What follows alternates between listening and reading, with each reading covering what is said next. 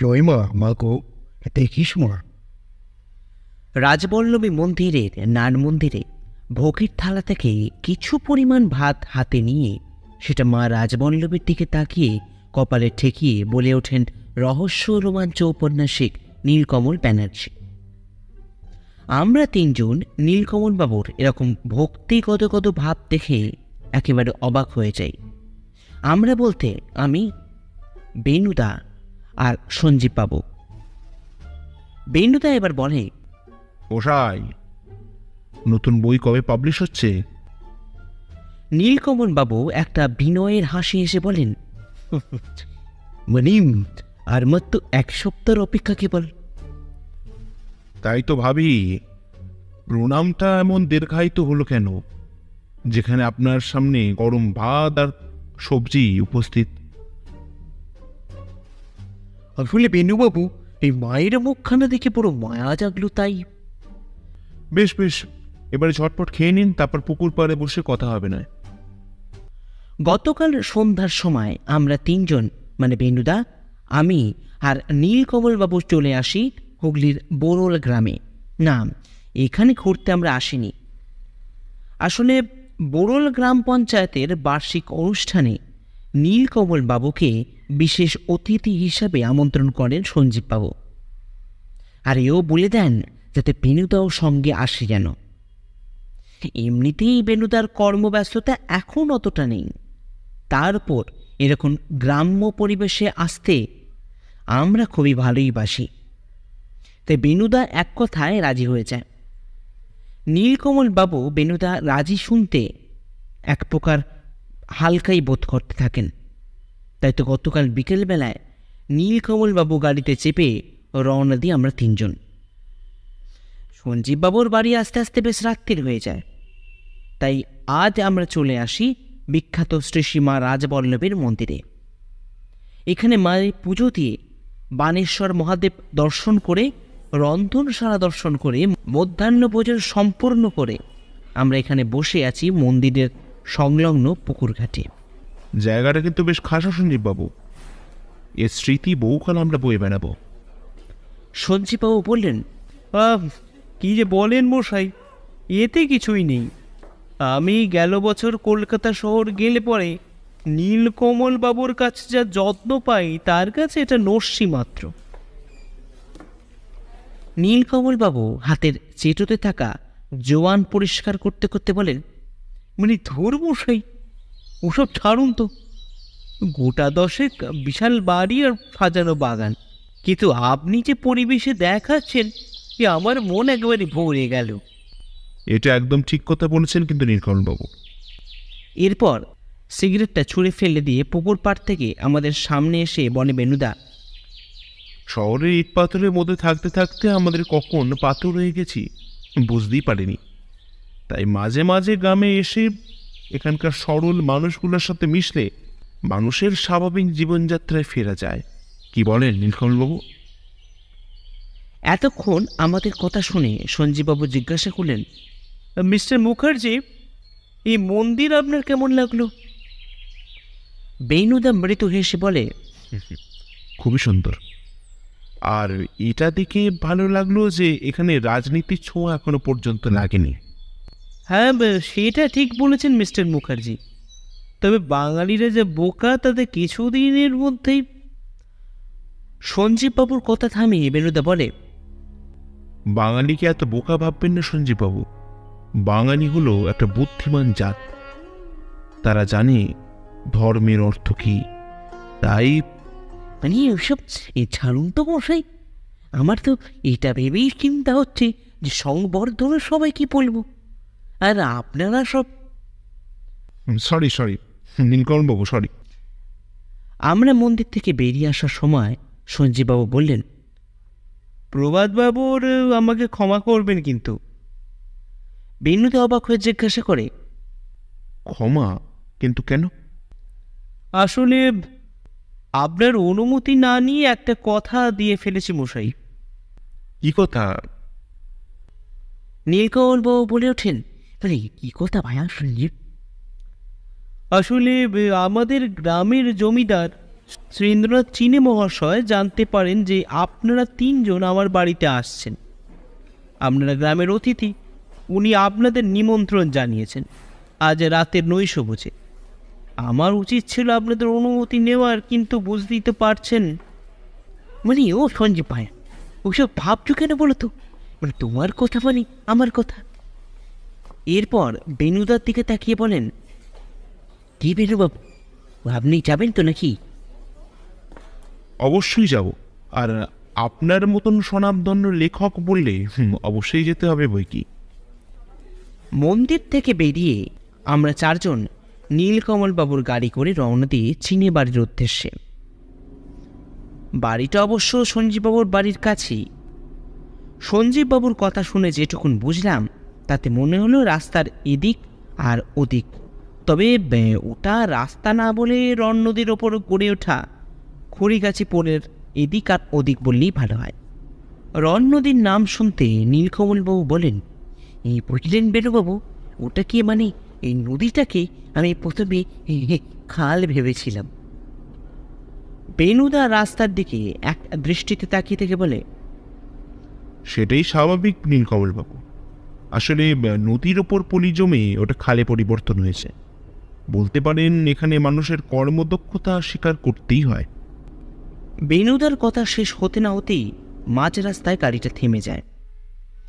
নীলকমলবাবু গাড়ির চালক দেখে বলে গাড়ি সারানো প্রয়োজন, এমনিতেই শীতকাল খুব তাড়াতাড়ি সূর্যাস্ত হয়ে যায়। তার উপর কনকনে ঠান্ডায় গ্রামের অন্ধকার রাস্তা একেবারে শুনশান। দূর থেকে ভেসে আসা শিয়ালের ডাক আর ঝিঝি পোকার কর্ণবিদারক শব্দে আমরা যাকে বলে একেবারে নাজেহাল। বেনুদা বলে, সঞ্জীববাবু, এখন উপায়টা কি? উপায় দুটো বেণুবাবু। প্রথমটা হলো হাঁটা, আর দ্বিতীয়টা হলো টোটোর অপেক্ষা করা। পাশ থেকে নীলকমলবাবু বলেন, কি করবেন বেনুবাবু? বেনুদা রাস্তার চারদার ফোনের আলোয় দেখে বলে, দেখুন, যা বুঝছি এখানে দাঁড়ানো ঠিক হবে না সঞ্জীববাবু। তারপর ইন্দ্রনাথ বাবুর বাড়িতে যেতেও আমাদের দেরি হয়ে যেতে পারে, তাই আমাদের হাঁটাটাই উচিত হবে। আর পথে যেতে যেতে যদি টোটো দেখতে পাই তা রুটে পড়া যাবে। একদম ঠিক বলেছেন মিস্টার মুখার্জি। ও মশাই, ওগুলো কি? ভয়ার্ত সারে বলে ওঠেন নীলকমলবাবু। বেনুদা মুচকে এসে বলে, ভয় পাবেন না নীলকমলবাবু, ওগুলো শিয়ালের দল। এরপর আবারও হাঁটা শুরু হয়। নীলকমলবাবু ভয় কতটা কাটলো জানি না, তবে টোটো পাওয়া অবধি ভদ্রলোক আমার বাম হাতটা শক্ত করে চেপে রাখলেন। চিনে বাড়ির সামনে আমাদের টোটো থামতে দেখি সাদা রঙের মাটির দোতলা বাড়ি, এবং আকার আয়তনে যে বেশ বড় সড়ো ব্যাপার সেটা বলে দিতে হয় না। রাস্তার ধারেই এত বড় বাড়ি, তারপর পরিষ্কার পরিচ্ছন্ন। বাড়ির সংলগ্ন একটা টালির চালের মাটির ঘর, সাইনবোর্ডে লেখা বিবেকানন্দ ক্লাব। ক্লাব পেরোতেই একটা কালো রঙের দরজা। সঞ্জীববাবু সেটার কড়া ধরে নাড়তেই একজন বয়স্ক ভদ্রলোক বেরিয়ে এলেন। সঞ্জীববাবুকে দেখতে পেয়ে ভদ্রলোক আমাদের ঘরের ভেতর নিয়ে এলেন। লম্বা তুলসী মঞ্চের দালান পেরিয়ে যখন ইন্দ্রনাথ বাবুর ঘরে প্রবেশ করলাম, দেখি 60 বছরের বয়সী একজন ভদ্রলোক সাদা পাঞ্জাবি ও পায়জামা পরে গায়ে একটি শাল জড়িয়ে বসে আছেন আর বই পড়ছেন। সঞ্জীববাবু বললেন, নমস্কার ইন্দ্রনাথ বাবু। ভদ্রলোক চোখ থেকে চশমা ছড়িয়ে বললেন, আরে, তোমরা এসেছো দেখছি। বসো বসো। তা এত দেরি কেন হলো? সঞ্জীববাবু রাস্তার সমস্ত ঘটনার কথা বলতে ইন্দ্রনাথবাবু বেনুদার দিকে চশমার ফাঁক দিয়ে তাকিয়ে বলেন, তাহলে আপনি সত্যান্বেষী? এরপর আমাদের দিকে তাকিয়ে বলেন, ওনাদের তো ঠিক চিনলাম না। বেনুদা নমস্কার জানি বলে, আগে আমি প্রভাত মুখার্জি, প্রাইভেট ইনভেস্টিগেটর। আর উনি হলেন প্রখ্যাত লেখক শ্রী নীলকমল ব্যানার্জি, আর উনি হলেন আমার ভাই পরেশনাথ মুখার্জি ওরফে পার্শে। ভদ্রলোক মৃদু এসে বলেন, পার্শ্বে সে আবার কি হে ছোকরা? আমি বলি, আসলে ওটা বেনুদার দেওয়া নাম। বেশ বেশ, তা মশাই, আপনার সাথে পরিচয় হওয়ার শখ আমার অনেক দিন থেকেই ছিল। যখন জানতে পারলাম যে আপনারা এইখানে আসছেন, অর্থাৎ এই বোরল গ্রামে, তখন লোভটা সামলাতে পারলাম না। আর তাছাড়া এই বলে চুপ করে যান ইন্দ্রনাথবাবু। বেনুদা বলে, তাছাড়া কি ইন্দ্রনাথবাবু? বেনুদার কথায় হুঁশ ফিরিয়ে ভদ্রলোক বলেন, হ্যাঁ, আসলে একটা সমস্যায় পড়ে আছি মিস্টার মুখার্জি। সমস্যা? বেশ, তো বলুন না, যদি আমরা সমাধান করতে পারি। বলবো বলবো মিস্টার মুখার্জি, বলবো।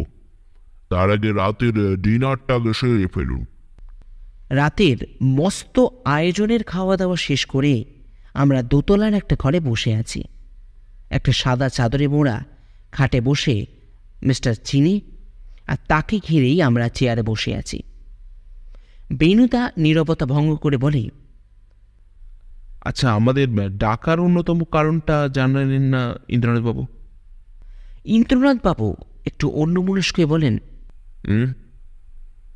আসলে আপনাদের এই ঘরে কেন বসলাম জানেন? দেখুন, সেটা তো আমাদের জানার কথা নয় ইন্দ্রনাথবাবু, তবে আপনি বললে অবশ্যই জানতে পারি। জানবেন কি মশাই, আপনাকে জানানোটাই খুব দরকার। এই বলে ভদ্রলোক তার পকেট থেকে একটা সাদা কাগজ বার করে বেনুদার হাতে দেয়। বেনুদা সেটা পড়ে আমার হাতে চালান করতে দেখি তাতে লেখা আছে, তুমি অন্যায়ের শাস্তি পাবে। বেনুদা এবার জিজ্ঞাসা করে, কিসের অন্যায় ইন্দ্রনাথবাবু? সেটাই তো সমস্যার বিষয় মিস্টার মুখার্জি। দেখুন, জ্ঞানও তো কাউকে ক্ষতি করেছি বলে তো মনে হয় না।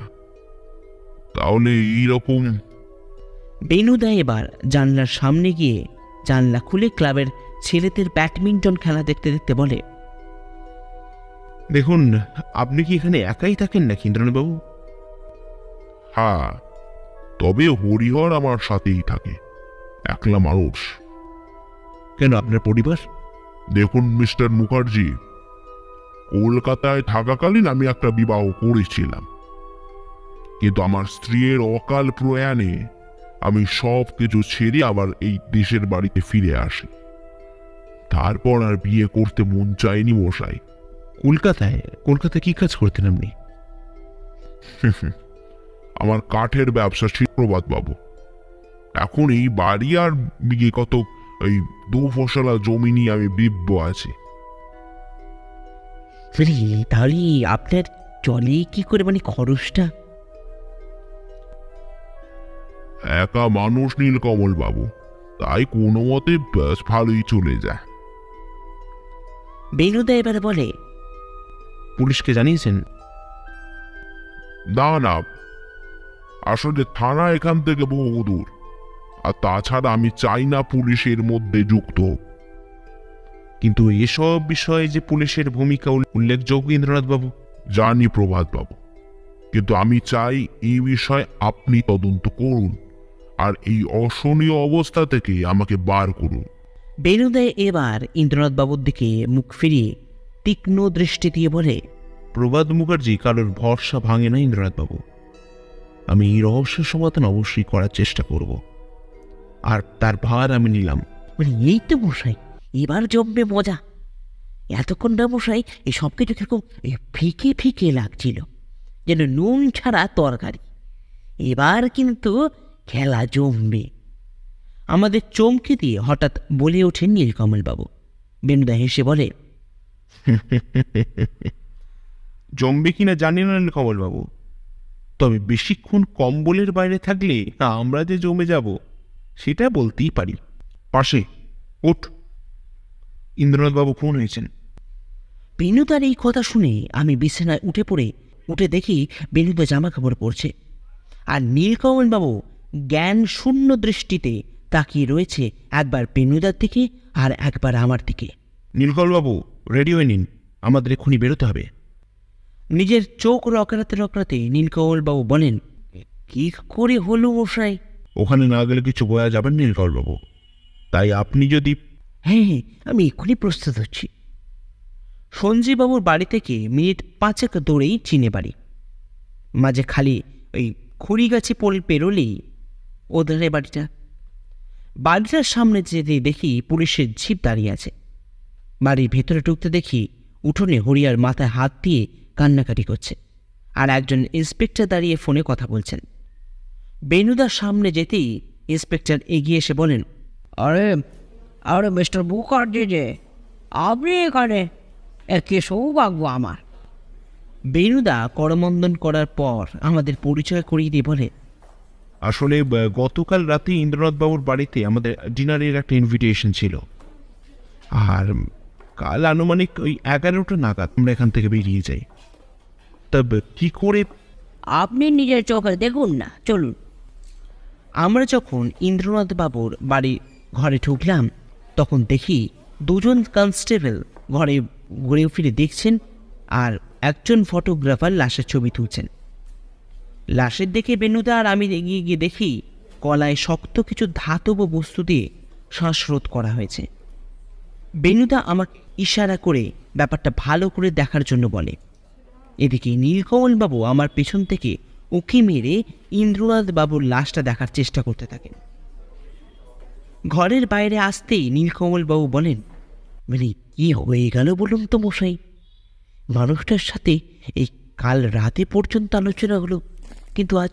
নীলকমলবাবু, সাধারণ মৃত্যুতেই মানুষ কিছু বুঝতে পারে না, এদিকে এটা তো একটা খুন, তাই ইন্দ্রনাথবাবুর পক্ষে... মিস্টার মুখার্জি, আমাকে বাধ্য হয়ে...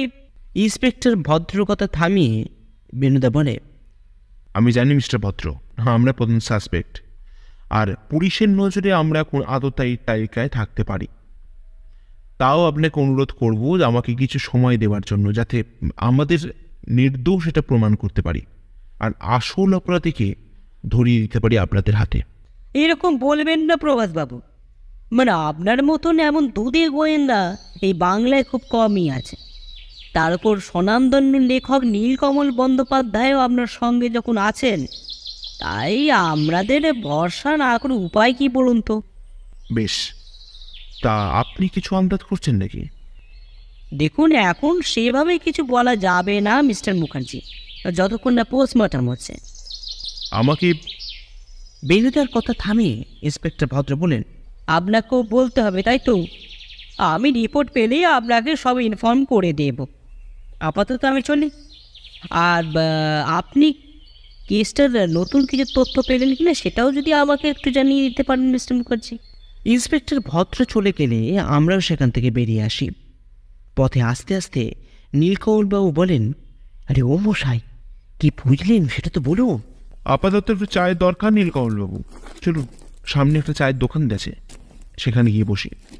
গ্রামের খড়ের চালার একটা ছোট্ট চায়ের দোকান, তারই সামনে ইট বাঁধানো বসার জায়গা। সেখানে বসে চা পান করতে করতে নীলকমলবাবু বলেন, একটা প্রশ্ন করে যাবে? বেনুদা চায়ে বিস্কুট ডুবিয়ে বলে, বলতেই পারেন, তবে অপরাধীকে সেটা জিজ্ঞাসা করবেন না। ওকে। এরপর চায়ের ভাঁটটা নিজের বসার জায়গায় রেখে নিচে উঠে দাঁড়িয়ে বেনুদার দিকে ফিরে নীলকমলবাবু বলেন, এবারে মশাই, ওই চিঠির কথাটা পুলিশকে বললেন না কেন? বেনুদা চা পান করতে করতে বলে, সব কথা যে বলতে হবে সেটাও তো কোথাও লেখা নেই নীলকমলবাবু, তবে... মানে তবেটা কি? বেনুদা এবার চায়ের দোকানের দিকে স্ত্রীর দৃষ্টি দিয়ে বলে, ইন্দ্রনাথবাবুর অনেক বড় দায়িত্ব আমাদের দিয়ে গেলেন নীলকমলবাবু। ওনার খুনিকে খুঁজে বার করা এখন আমাদের প্রধান কাজ, তাই আমি কিছু না বলা অবধি আপনারা স্পিক টি নট। মানে বুঝলাম মশাই, খালি মাঝে মাঝে একটু ধরিয়ে দিলেই হবে। চায়ের দাম মিটিয়ে আমরা আবারও চলে আসি সঞ্জীববাবুর বাড়িতে। পথে আস্তে আস্তে নীলকমলবাবু দাঁড়িয়ে গাছপালা আর খালের ছবিও তুলতে থাকেন। সঞ্জীববাবু, এখন আমরা কোথায় চলেছি? রাতের অন্ধকারে পথে যেতে যেতে প্রশ্ন করেন নীলকমলবাবু। সঞ্জীববাবু টর্চের আলো রাস্তায় দেখাতে দেখাতে বলেন, মানে ডাকাতকালী মন্দির এখানকার খুব বড় একটা মন্দির, প্রায় 500 বছরের ইতিহাস মশাই। এরপর বেনুদার দিকে তাকিয়ে বলেন, এই কি হলো মশাই, মানে আপনার এত চুপচাপ কেন? বেনুদা সিগারেটের ধোঁয়া ছেড়ে বলে, একবার হরিহরের সাথে কথা বলতে পারলে ভালো হতো সঞ্জীববাবু। কিন্তু কেন বেনুবাবু? প্রশ্ন করলেন নীলকমলবাবু। আসলে আমার মনে অনেকগুলো প্রশ্নের খেলা চলছে নীলকমলবাবু, সেগুলোর উত্তর দিতে পারেন কিনা সেটা তো জানা দরকার। তাই বেশ, তো বাড়ি ফেরার পথে একবার চীনে বাড়িতে ঘুরে গেলেই হবে, বলে উঠলেন সঞ্জীববাবু। হ্যাঁ, সেটাই উচিত হবে। বেশ, এবার চলুন, কোথায় যাচ্ছিলেন? আমরা যখন মন্দিরের সামনে পৌঁছালাম, দেখি মা কালীর সন্ধ্যা আরতি চলছে। তার সামনে দুজন বয়স্ক ব্যক্তি আর 2-4টে শিশু শাঁখ আর ঘণ্টা বাজানোর জন্য দৌড়ে লাফালাফি করছে। নীলকমলবাবু সেদিকে দেখে বললেন, ভায়া, মানে ছোটবেলার স্মৃতি এই সজাগ হয়ে উঠল ভায়া। এরপর বেনুদার দিকে তাকিয়ে বলেন, কিন্তু বেনুবাবু, মানে মা কালীর সঙ্গে মানে গণেশ, লক্ষ্মী, সরস্বতী, কার্তিক কেন? বেনুদা মুচকে এসে বলে, এখানে মনে হয় মা চামুন্ডা হিসেবে পূজা করা হয়, এটাই তো সঞ্জীববাবু? একদম ঠিক বলেছেন বেনুবাবু। এবার চলুন এখানকার বিখ্যাত একটা জিনিস খাওয়াই। সেটা কি সঞ্জীববাবু? খেলেই বুঝতে পারবেন। নতুন মোড়ের মাখা সন্দেশ মুখে নিতেই নীলকমলবাবু বললেন, মানে খাসা জিনিস মশাই, কি বলো ভায়া পার্শ্বে, এই জিনিস মানে এই শহরে পেলেও তার স্বাদ কিন্তু এরকম হবে না। এটা একদম ঠিক বলেছেন এই বলে বেনুদা হঠাৎ চুপ করে যায়। রাস্তার ওধারে চাদর চাপা দিয়ে চলে যাওয়া ভদ্রলোকের দিকে এক দৃষ্টিতে তাকিয়ে থাকে বেনুদা। এরপর তাড়াতাড়ি মাখা সন্দেশের প্লেটটা ফেলে দিয়ে সেও সেদিকে এগোতে থাকে।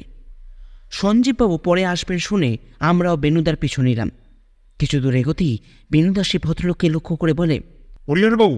বৃদ্ধ ভদ্রলোক পিছন দিকে বেনুদাকে দেখে মৃদু হেসে বললেন, আগে আরে আপনি, তা আমাকে? নমস্কার, আসলে আজ আপনার সাথে দেখা করতে যাওয়ার ইচ্ছা ছিল হরিহরবাবু। সকালের ওরকম একটা বিশ্রী মুহূর্তে আপনাকে আর আমি বিরক্ত করিনি। এখনই বা বিরক্ত করছেন কেন মশাই? আমি কিছু জানি না, যা বলার আমি পুলিশকে বলে দিয়েছি। না না, সেসব বিষয়ে আমি কিছু প্রশ্ন করব না আপনাকে, কিন্তু প্রশ্ন হলো, কাল রাতে ইন্দ্রনাথবাবু যখন খুন হলেন তখন আপনি কি করছিলেন? আমি শুয়েছিলাম নিজের ঘরে, সারাদিনের খাটুনির জেরে শুলেই ঘুমিয়ে পড়ি। এরপর আমি কিছু জানি না বাবু। তোমার বাবুকে কেউ খুনের হুমকি দিচ্ছিল সেটা তো তুমি জানো নিশ্চয়ই। কোন? অবাক হয়ে প্রশ্ন করে হরিহর, মানে অমনভাবে বলছো কেন ভায়া, জানলে বলো? জিজ্ঞাসু দৃষ্টি দিয়ে বললেন নীলকমলবাবু। বেনুদা এবার বলে, যতটা সত্যি আমাদের বলবে তত সুখে তুমি দিন কাটাতে পারবে হরিহর, নাহলে পুলিশের সন্দেহের তালিকায় প্রথম নামটা কিন্তু তোমার কেউ আটকাতে পারবে না। কেন মিছে বিরক্ত করছেন বলুন তো? আমি মুখ্য সূক্ষ্ম গরিব মানুষ, আমি অত কিছু জানি না। দারোগা বাবু যদি মনে হয় যে আমি খুনটা করেছি, তাহলে আমাকে জেলে পুরে দিক, আমি কিছু বলতে পারবো না। আর আমি কাউকে ভয়ও করি না। দেখো, প্রশ্নটা ভয়ের নয়। তুমি কি চাও না যে তোমার বাবুর যে হত্যা করেছে তার শাস্তি হোক? আমার চাওয়ার সাথে কিছু আসে যায় না, আমার বয়স হয়েছে তাই। হঠাৎ একটা রাস্তার কুকুর নীলকমলবাবুর পায়ের সামনে এসে ঘোরাঘুরি করাতে নীলকমলবাবু তাকে দুর্বার তাড়াবার চেষ্টা করেন। পরে একটা ছোট ইট তুলে মারতে যাবেন, অমনি হরিহর তার হাত আটকে বলেন, ওরকমটি করবেন না কর্তা। ওরা কথা কইতে পারে না বলে এই নয় যে আপনি ওদের মারতে পারেন। ওরা মানুষের দিকে শত গুণে বিশ্বাসী। এরকম ভুল আর করবেন না, বুঝেছেন? আমি লক্ষ্য করি হরিহরের চোখে যেন মশালের আগুন জ্বলে উঠেছে। বেনুদাকে দেখলাম তা এক দৃষ্টিতে হরিহরের দিকে তাকিয়ে থাকতে। বেনুদার চোখে এখন হাজার প্রশ্ন উকি দিচ্ছে, তা বলে দিতে হয় না। হরিহর সেখান থেকে আর একটাও কথা না বলে চলে আসে। নীলকমলবাবু বলেন, কি বলুন তো মশাই, হরিহর এরকম ব্যবহার করলো কেন বলুন তো? হরিহরে যাওয়া লক্ষ্য করে বেনুদা বলে, সেটাই তো ভাবাচ্ছে নীলকমলবাবু। রহস্যের শিখর যে কত দূর সেটা মেপে দেখা দরকার। চলুন এবার বাড়ি ফেরা যাক। বাড়িতে এসে থেকেই সেই যে বিছানার ওপর সবুজ ডায়েরিটা নিয়ে বেনুদা শুয়ে পড়েছে, তারপর থেকে কারোর মুখের কোনো কথা নেই। নীলকমলবাবু এবার নীরবতা ভঙ্গ করে বলেন, এই আচ্ছা মশাই, এই আপনি এখন কি করতে চলেছেন? বেনুদা বিছানা থেকে উঠে হাতের ডায়েরিটা টেবিলে রেখে জানলার সামনে দাঁড়িয়ে একটা সিগারেট ধরিয়ে বলে, আচ্ছা নীলকমলবাবু, আপনার রাত জাগার অভ্যেস আছে তো? হ্যাঁ এই গল্প লেখার সুবাদে তো আছে মশাই, তবে এমনটা কেন বলছেন বলুন তো? আজ রাত জাগতে হবে নীলকমলবাবু। এই কেন বেনুবাবু, এই রাত জেগে কি করতে হবে? চিনে বাণীর ওপর নজর রাখতে হবে নীলকমলবাবু। সঞ্জীববাবু এবার বললেন, তাহলে আমিও যাব মিস্টার মুখার্জি? না সঞ্জীববাবু, এটা আমরাই করব, আমাদের কোনো অসুবিধা হবে না। বেশ, আপনি যখন চাইছেন না তখন আমি যাব না। তবে মশাই একটা লাঠি আর ওই গ্যামাক্সিনটা সঙ্গে রাখবেন। নীলকমলবাবু জিজ্ঞাসা করলেন, এই কেন কেন সঞ্জীব? আসলে গ্রাম তো শিয়ালের একটু উপদ্রব আছে, তাই। তার এই লোকাল হাইনাস কি বলেন বেনবাবু? বেশ, এই জমেই যাবে। জমবে কিনা জানি না নীলকমলবাবু, তবে অনেক রহস্যের সমাধান যে আজ হবে সেটা বলতে পারি। আমরা এখন তিনজন দাঁড়িয়ে আছি চিনে বাড়ির অনতি দূরে একটা গাছের আড়ালে। নীলকমলবাবু আগেই চারপাশে গ্যামাক্সিন ছড়িয়ে দিয়েছেন। বেনুদা এক দৃষ্টিতে তাকিয়ে আছে চিনে বাড়ির দিকে, আর আমি ভেবে চলেছি কি খুঁজে চলেছে বেনুদা। নীলকমলবাবু আস্তে আস্তে বললেন, আচ্ছা মশাই, এই লাঠিটা কেন আনলেন না বলুন দেখি মশাই, এই এখন যদি শিয়ালে। নীলকমলবাবুর কথা শেষ হতে না দিয়ে বেনুদা তার পকেট থেকে রিভলভারটা বার করে দেখায়। নীলকমলবাবু হাসি হাসি মুখে বলেন, বেশ, কি চিন্তাটা দূর হলো মশাই, আপনি এই নিশ্চিন্তে কাজ চালিয়েছেন। আমি এবার বেনুদাকে জিজ্ঞাসা করি, কি দেখছো বেনুদা, আর কারো পেয়ে বা তুমি নজর রাখছো? বেনুদা ওই একইভাবে তাকিয়ে থেকে বলে, সব জানতে পারবি পারছে, খালি সময়ের অপেক্ষা। প্রায় ঘণ্টাখানিক ধরে আমরা এখানে দাঁড়িয়ে আছি। নীলকমলবাবু একটা ইটের ওপর বসে এক দৃষ্টি দিয়ে ধানের ক্ষেতের দিকে আঙুল দেখিয়ে কী সব আঁকার চেষ্টা করছেন। আমি জিজ্ঞাসা করলাম, কি করছে নীলকমলবাবু?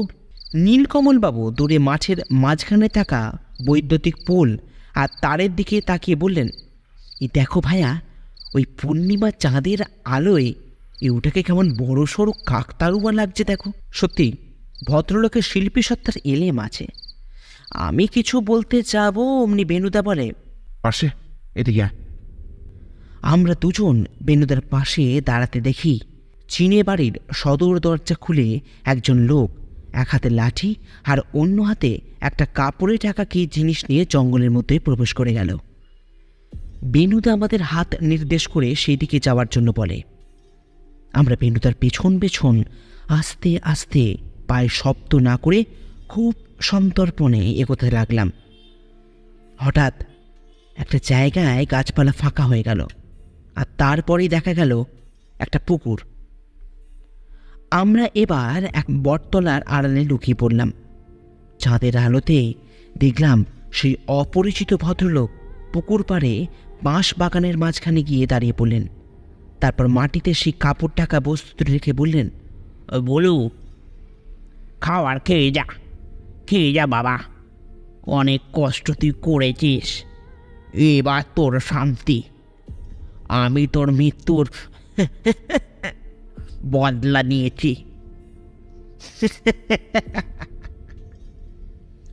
বেনুদা এবার বলল, নীলকমলবাবু চিনতে পারছেন? নীলকমলবাবু তাকে হাত বুলিয়ে বললেন, না মশাই, কে বলুন তো? হরিহর। আমি অবাক হয়ে বলি, হরিহর? কিন্তু এখানে কি করছো? সেটাই তো জানতে হবে রে পাশে। বেশ, তোরা এখানে একটু দাঁড়া, আমি আসছি। এই বলে বেনুদা আস্তে আস্তে এগিয়ে গিয়ে অন্ধকারে মিশে যায়। নীলকমলবাবু বললেন, ভায়া, এইসব কি হচ্ছে বলো তো? এমনিতেই চারিদিকে শিয়ালের ডাক, সে এক ভয়ঙ্কর ব্যাপার। তার উপর হরিহর এই ভুলু ভুলু করে ডাকছে। আবার তোমার দাদাও কোথায় হাফেস হয়ে গেলেন? অত ভাববেন না নীলকমলবাবু, বেনুদের মাথায় নিশ্চয়ই কিছু একটা বুদ্ধি খেলেছে, তাই ও গেছে। আমরা দুজন পাথরের মতন তাকিয়ে থাকি হরিহরের দিকে। সে তখনও বলে চলেছে, বলো, তোর খুনের শাস্তি আজকে দিয়েছি অপরাধীকে। ওই ব্যাটা ইন্দ্রনাথকে নিজের হাতে খুন করেছি আমি।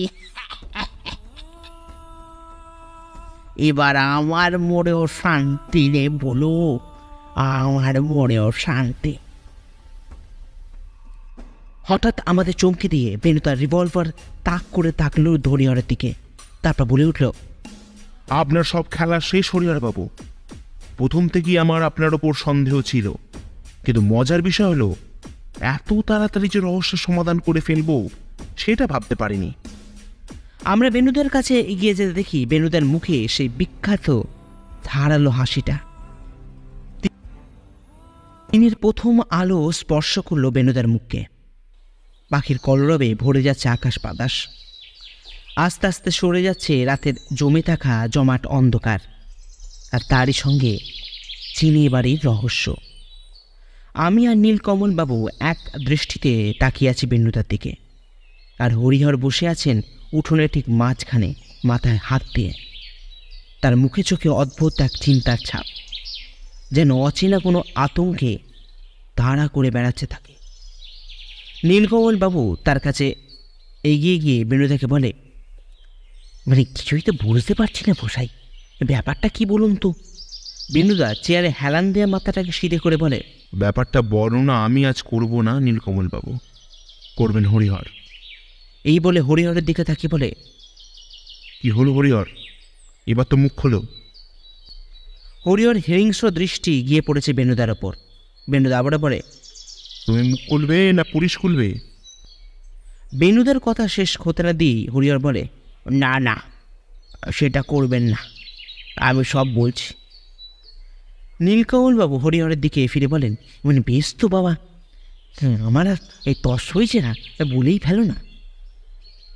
হরিহর নিজের মনের ভাবনাগুলোকে গুছিয়ে বলতে শুরু করলো, খুব ছোট থেকেই আমি এ বাড়ির সঙ্গে ওতপ্রোতভাবে জড়িয়ে পড়ি কর্তা। আমার বাবা এখানে কাজ করতেন, মা আমার জন্মের সময় মারা যান।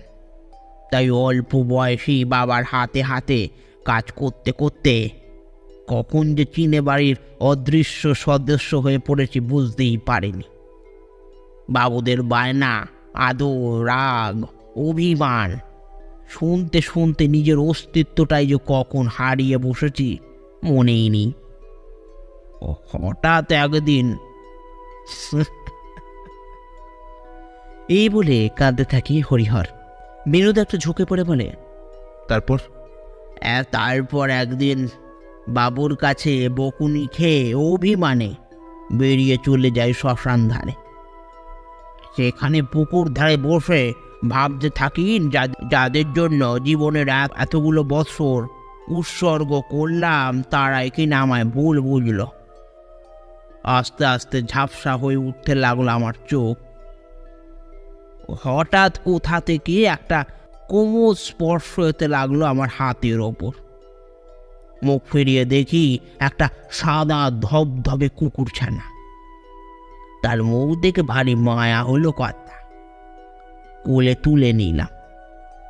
সেই পোষ্যটি তার জিভ দিয়ে আমার চোখের জল চাটতে লাগলো। বিশ্বাস করুন কথা, আমার মনে হলো আমাকে ভালোবাসার একটা মানুষ পেলাম। রাস্তায় আসতে আসতে একটা নামও ঠিক করলাম, যে আবার মনের কষ্ট ভুলিয়েছে তাকে আমি ভুলু বলেই ডাকবো। এর বলে চুপ করে যায় হরিহর। বেনুদা বলে, তারপর? বাড়িতে তো নিয়ে এলাম, কিন্তু ব্যাটা ইন্দ্রনাথ কিছুতেই বুলুকে রাখতে চায় না। পরে ঠিক হয় বাবু বাড়ি থাকলে গোয়াল ঘরে, অন্ধকার ঘরে শেকল বাঁধা অবস্থায় রাখা হবে বুলুকে। তাতে প্রথম প্রথম বুলুর অসুবিধা হলো, একসময় বাধ্য হয় সেখানে থাকতে। সারাদিনের গোয়াল ঘরে আর রাতে বাবু ঘরের দরজা বন্ধ করে দিলে ছাড়া হতো ভুলুকে, কিন্তু বাড়ির গণ্ডির বাইরে তাকে কখনোই ছাড়া হয়নি। ইস, মানে এ কি অত্যাচার মশাই, ভাবলে গায়ে কাঁটা দিয়ে ওঠে, বলে উঠলেন নীলকমল বাবু। বেনুদা আবারও হরিহরকে বলে, এরপর কি হলো হরিহর? এভাবেই দিনের পর দিন কাটতে লাগলো। হঠাৎ একদিন গোয়াল ঘরের দরজা খোলা পাওয়ায় শিকল ছিঁড়ে বেরিয়ে আসে ভুলু, আর ইন্দ্রনাথের দামি ফুলদানিটা নষ্ট করে মেঝেতে ফেলে ধ্বংস করে দেয় সে। নিজের শখের জিনিস ভেঙে মেঝেতে পড়ে থাকতে দেখে ইন্দ্রনাথের মাথায় আগুন চেপে বসে, হাতের সামনে থাকা লাঠি দিয়ে বেধড়ক মারতে থাকে ভুলুর গায়ে। আমি বাধা দিতে যাই, বিশ্বাস করুন, কিন্তু রাগের বশে আমাকেও মারতে থাকেন। আমি দৌড়ে পালিয়ে নিজের প্রাণ বাঁচাই, কিন্তু ভুলু পারেনি, বিশ্বাস করুন, ভুলু পারেনি। এ তো পাশবিক ব্যাপার বেনুবাবু, আমি বলি। আপনি কিছু করবেন না দয়া করে নীলকমলবাবু, আগে শুনে নিন হরিহর কি করেছিল। এরপর বেনুদা হরিহরের দিকে তাকিয়ে বলে, তারপর তুমি মনস্থির করলে যে ইন্দ্রনাথ বাবুকে এইভাবে মারবে, তাই তো? একদম ঠিক বলেছেন কর্তা। ভুলু শুধু আমার পোষ্য ছিল না, আমার বন্ধুও ছিল বটে। আমি এবার বলি, কিন্তু বেনুদা এবার কি করবে তুমি? বেনুদা চেয়ারে হেলান দিয়ে মাথার ওপর হাতটা রেখে বলে, কিছু কিছু রহস্যের সমাধান না করাই ভালো রে তো পারছি, না হলে এমন কিছু অপ্রিয় সত্য কথা উঠে আসে যেটা মানা সম্ভব নয়। নীলকমলবাবু কিছু একটা ভেবে বলেন, এই তাহলে মশাই কি করবেন, মানে পুলিশ? নীলকমলবাবুর কথা থামিয়ে বেনুদা বলে, যা শুনলেন সেটা ভুলে যান নীলকমলবাবু। ভুলু কুকুর বলে, অবলা বলে ওর খুনের শাস্তি হবে না, কি বলে নীলকমলবাবু? কিন্তু মশাই হরিহরে উচিত ছিল পুলিশকে জানালো। অপরাধের জন্য কোনো আইন নেই নীলকমলবাবু, তার চেয়ে বরং হরিহরের দেওয়ার শাস্তিকে সম্মান জানাই আমরা।